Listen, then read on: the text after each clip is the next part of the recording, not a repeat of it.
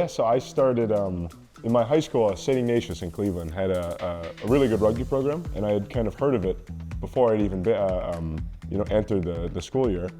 My dad had played like in the 70s back in Boston, so I'd see like jerseys, up in the storage and all that, and I always known about it. So when I got into high school and they had a good program, kind of aligned, and I joined up and I met good buddies there the first day, and I knew it was right.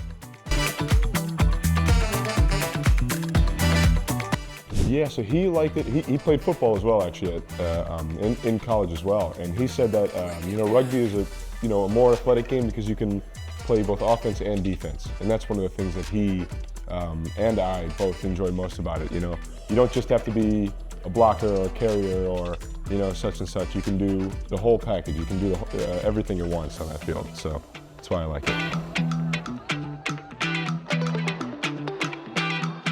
I feel like it's a very sociable sport. Like 15 guys on the field have to work together. So there's a very social aspect, a very community-based aspect. 15 guys sharing the same goal definitely leads to really good friendships and community off the field.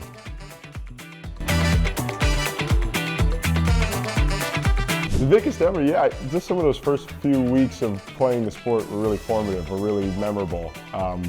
Nothing crazy even happened, but just those first practices, meeting the guys and all, in both high school, college, and here for the Miami Sharks for me. Just those formative weeks, preseason and first two are some of my favorites typically. I think he'd say the same thing that I hear a lot from myself and my dad a lot. Like even now, what I kind of decided to myself, like every game is a gift. Do enjoy as you play. It's not just the hard work and the dedication to it, but it's enjoy it along the way. And I think there's a great club for it. I think a lot of the guys are on the same page with me. So every game is a gift. I remind myself.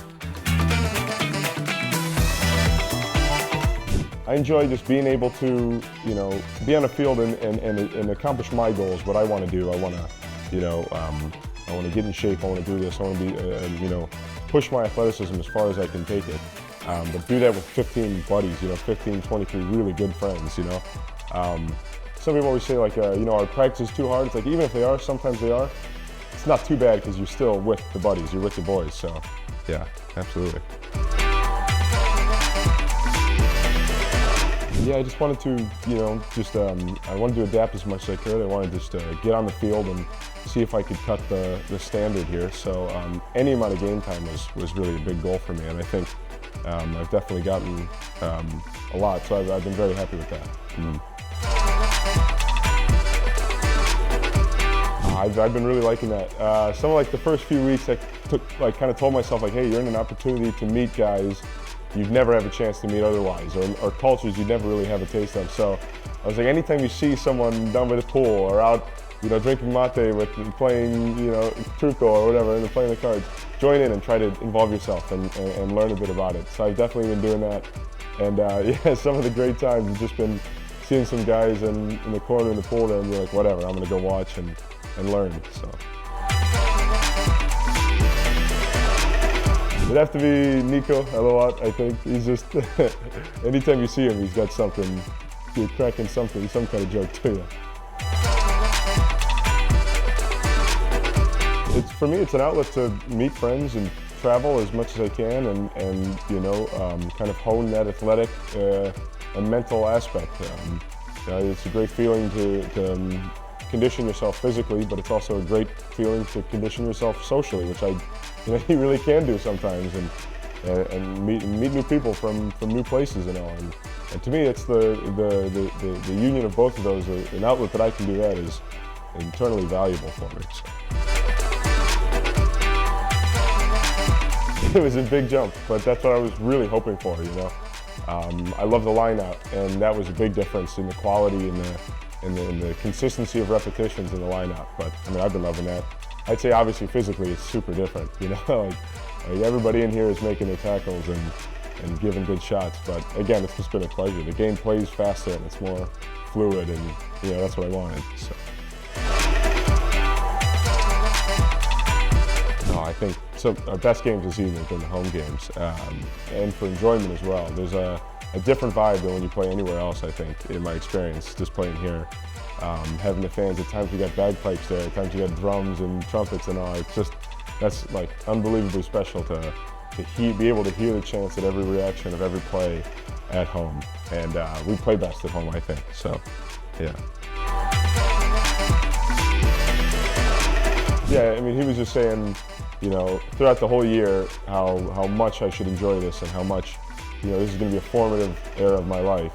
So afterwards, you know, it was just a lot of father-son proud moments. So it's been a lot of fun. But I knew if he was in my shoes, he'd be doing the same thing. So it's cool to share that. Oh yeah, just being able to come in right from the rip and have that experience that I've learned over this year. And I feel like I'll be able to train in the off season and you know, work towards things a lot better now that I know the process, now that I know the way. And definitely learning just as much as I did this year. You know, I think it's still an ongoing process for me. It'll take, you know, these are the formative years, but next year it's going to be the same, just be a sponge. It's a fluid, if we're talking about rugby. I really like, when we get it going, the defense into offense transition for us has been a real thing of beauty. And I think, you know, our whole year, our defense being so stout and all that, and the transitions between offense and defense is something that I enjoy the most. And I say that's what we can really manifest out here.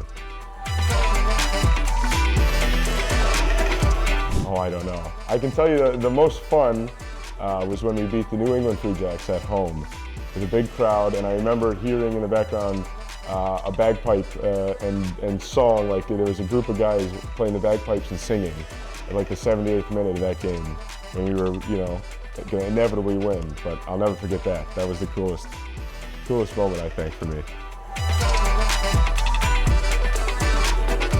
Yeah, I'd say definitely the two in the lineup for me, the Ben Bonasso and Stan Vandenhoven were huge for me, you know. Being us three in the middle of that lineup, typically jumping, it's kind of a role where we all need to rely on each other, and each of our performances benefited by each other. So that was something that, you know, there were days for me when I'd walk in and not be locked in, or maybe a few mess ups, you know, and I'd take that too hard and someone would say, hey, just snap out of it, we go again, and bang, a few reps later, it's twice as good. So those two really, really helped me, especially in the forward set piece department.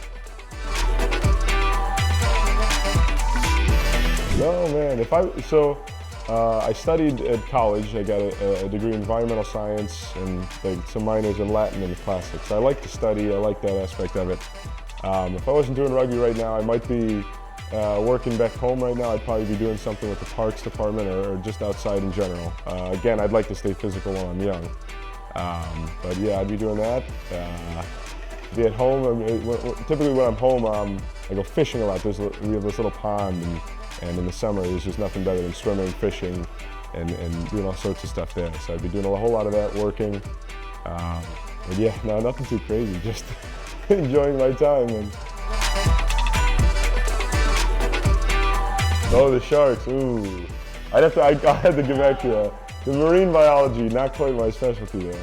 When I was younger me could have rocked up here and 20 shark facts, you know, back in the day, but.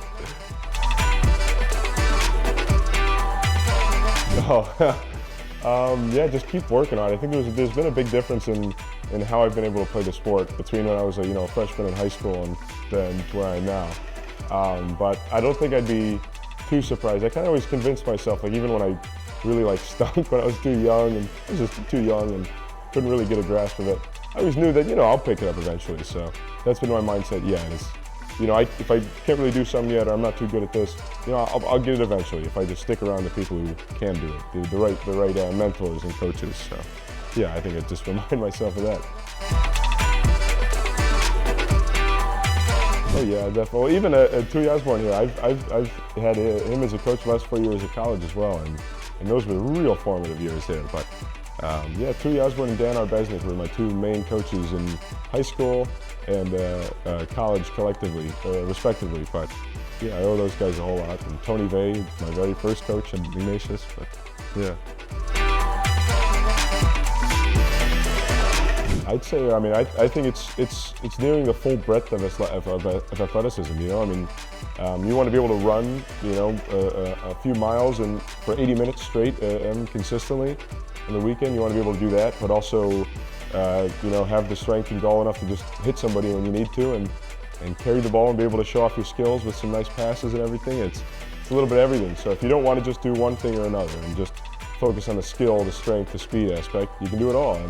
And for 80 minutes, pretty consistently unbroken, I think that's one of the best ways to play a sport. So I'd say that, yeah, it's fluid, it's multifaceted, it's the full breadth, you know.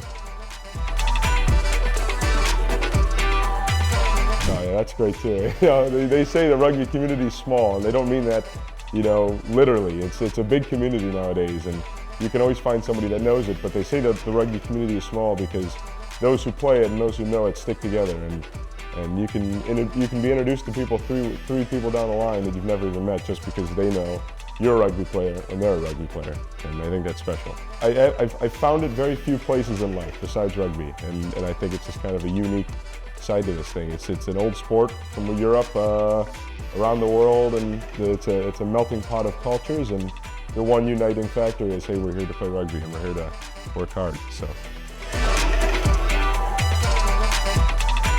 I like reading a lot of fiction, a lot of novel stories. I like kind of like a when I'm back home, it takes a fair minute, a fair drive from like my city where I grew up to like, you know, the parts of Cleveland where I go hang out and everything. And I listen to books a whole lot, and I'm not reading them, but sometimes I'll just throw on in the car like a little narration of this, that, and the other thing. So there's a few short stories of Jack London I've been really getting into. There's a few really good narrations just online for free and all that. And yeah, so that's probably, I'd say, the latest one I was into was just listening to some Jack London. Right now, again, I'm reading David Copperfield, which is just a huge portion of my free time now that I can't really mix in too much. But yeah, I'd say fiction and novels, and just, I'm definitely a sucker for a historical fiction, so like a timepiece. I really liked when I first read it, Lords of Discipline. I read it through a class in high school, English, with a pretty beloved professor. But that was the first time I was reading a book, and at first I was like, you know, I don't know if I'm gonna love this book. It's a real big one. The words were too tiny, you know. But it was the first time reading a book where I was like, man, this is really something. I'd rather be doing this than other things in my free time and all. And I think that kind of hooked me. So I'd say Lords of Discipline. It's quite a fantastic book. Patrick Conrad. I might have first name now. I don't know if that's right. It's Conrad though. Yeah. Have you read Harry Potter? Yeah, I did. Yeah, that's big fan. Oh my gosh, I can remember just at the end of middle school, I discovered the movies, and I was like, oh man, I need more. Well, I was like, well, you know, there's books of them, so you know, yeah. Oh, if I was in Harry Potter, oh, I'd probably be a Weasley with the hair. I think I'd be a Weasley. Two of the yeah, I know, that's the thing I was gonna think. Ron's oldest, Percy Weasley, I think his name was. There's like one Weasley that's kind of taller than the others, and maybe that'd be me, but got the red hair for it. Don't think it'd be a twin. I'd say Percival, the oldest one. Mm-hmm.